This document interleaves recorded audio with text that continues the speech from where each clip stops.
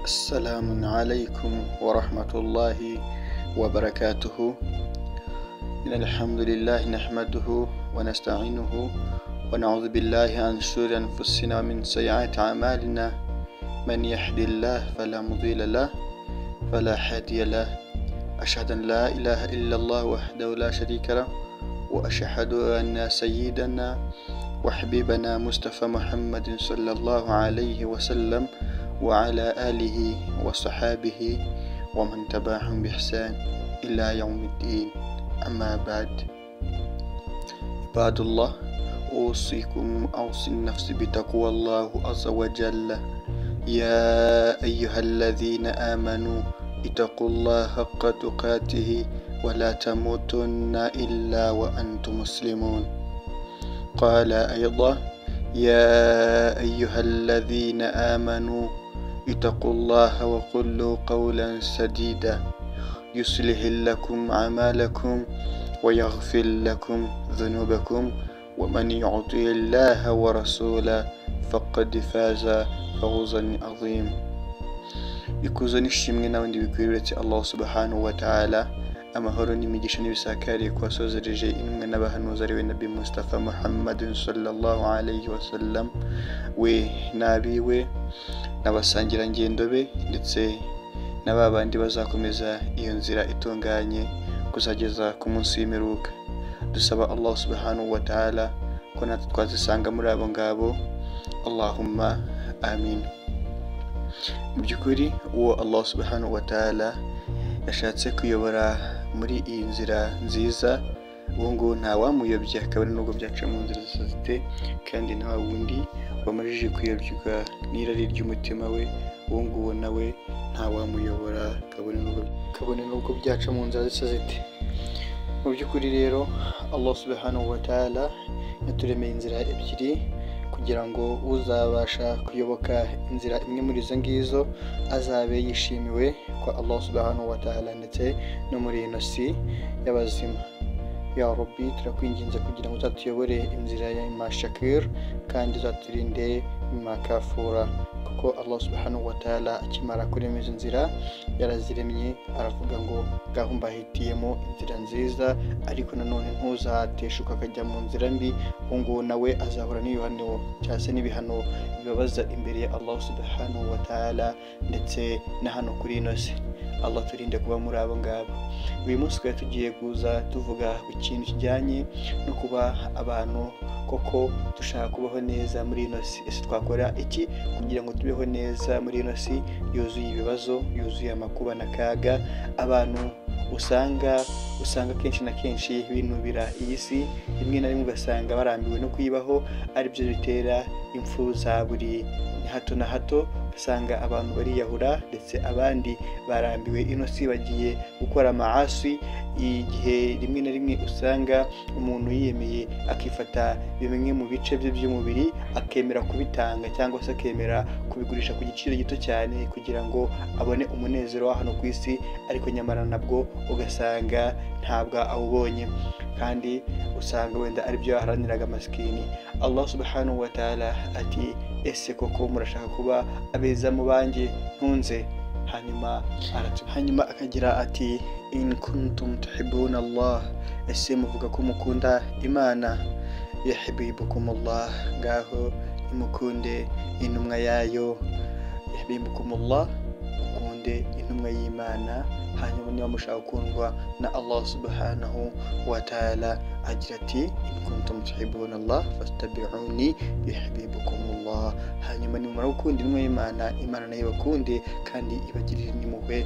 Niba mushaka kubaho neza hano kuri ino si, nta kindi musaba ni ukureka ibyo Allah subhanahu wa ta'ala yababujije, hanyuma ubundi mugakurikira ibyo Allah subhanahu wa ta'ala yababwiye gushyira mu bikorwa, mugashyira mu bikorwa ibindi byose kuri ino si. Allah subhanahu wa ta'ala niwe wenyine udufasha kubaho kandi akanadufasha kuyoboka inzira nziza ashaka. Iyo nzira rero nta kundi kuyinyuramo uretse ko ari ukureka ibyo Imana yakuzirije ugakora ibyo yakuziruriye. Icyo gihe uzafite intsinzi hano ku isi ndetse no ku munsi w'imperuka. Hari abantu bamwe na bamwe usanga bagenda bavuga ngo turasaba ariko ntiduhabwa, turinginga Imana ariko rimwe na rimwe ntabwo tugera ku byo dushaka.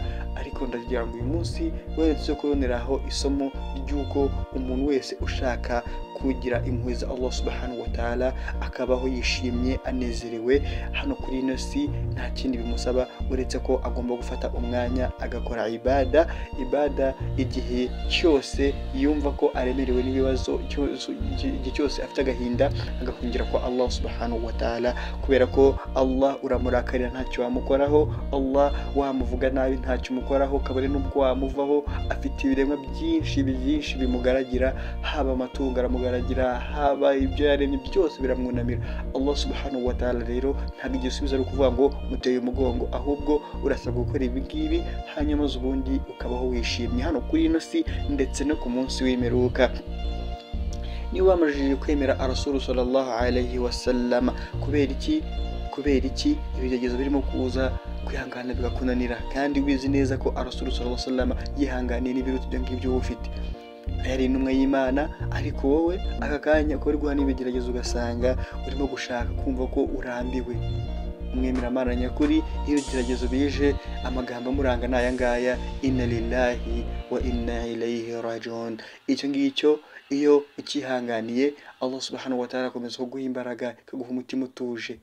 Kandi nanone nusaba ukabona ubusabe bwawe butinze kwakirwa cyangwa se bwaranakiriwe ariko hari impamvu iri gutuma utabona ibyo wasabye, icyo gihe umwemera Imana nyawe ujye witabaza Allah subhanahu wa ta'ala mu busabe bwawe, ujye ubanza ijambo subhanaka Allahumma. Ibyo ngibyo ntubikora, Allah azakwishimira no kuri ino si, kandi uzabona nta kibazo na kimwe ufite, kabone n'ubwo bizaza ruruhuri, ariko kubyihanganira Allah azaguha roho yo kugira ngo ubyihanganire. Hanyuma igihe wabonye n'ibyiza byakugezeho, witerera iyo ngiyo cyangwa se wumve ko ari ibintu bisanzwe. Ibyiza iyo byaje nta wundi biteza uretse Allah subhanahu wa ta'ala. Ibyiza byaje gusatira, ngaho bamubashimira alhamdulillahi rabbil alamin. Icyo gihe uri umwemera Imana nyakuri, kandi Allah azaguturisha hano kuri ino si utuje.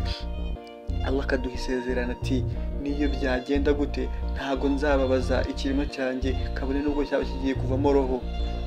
Igihe ageze muri sakaratul maut, Rasul sallallahu alaihi wasallam ageze mu gihe cyo kuvamo roho, abwira abantu ati: wallahi, yifashe ku mutima ati urupfu ruraryana, urupfu ruraryana. Ariko Allah aravuga ati: umuntu uzagendera ku mategeko yanjye akareka ibyo namubujije agakurikira ibyo namuziburiye, uyu nguyu ku munsi w'imperuka cyangwa se n'igihe arimo kuvamo roho, tuzamuha abamarayika bameze neza, abandi twatumye twohereje bameze neza. Marayika azavuga ati: ya ayyatuha an-nafsul mutma'inna irji'i ila rabbiki radiyatan mardiyya fadkhuli fi ibadi wadkhuli al-jannati.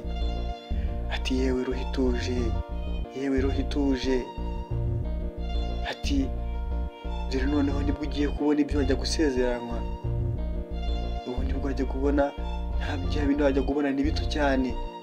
Uzakurirwaho irido, numara gukurirwaho irido, umumarayika akubwira ati: ya ayyatuha an-nafsul mutma'inna, yewe roho ituje, irji'i ila rabbiki radiyatan mardiyya.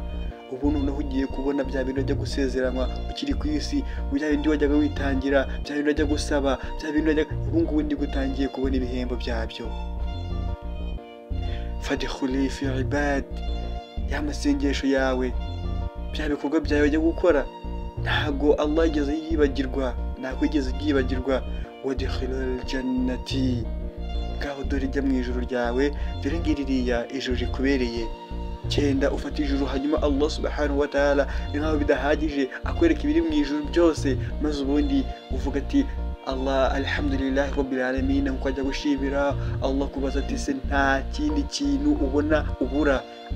Amubwira ati: ya roho, ati: ya Rabbi, nanyuzwe n'ibyo wampaye, ibi ngibi birahagije, sinzi niba hari ibindi byaruta ibi ngibi. Allah subhanahu wa ta'ala yongera amubwira ati: hari n'ibindi utarabona, ngaho ubu ngubu noneho utangiye kubona ibyo ajya gusezeranwa, dore reka tukwereke n'ibindi utarabona. Ya roho yumirwa ati ni ikihe kindi ntarabona cyiza, ko ibyo nari ntekanya byose nabibonye, ati hari ibyo utarabona. Inshallah ta'ala mu kiganiro cyacu cy'ubutaha tuzarebera hamwe ibyo ngibyo Allah subhanahu wa ta'ala yagiye kumwongera, cyane cyane ko ari byinshi muri aljanna. Wa hadha, assalamu alaykum wa rahmatullahi wa barakatuh.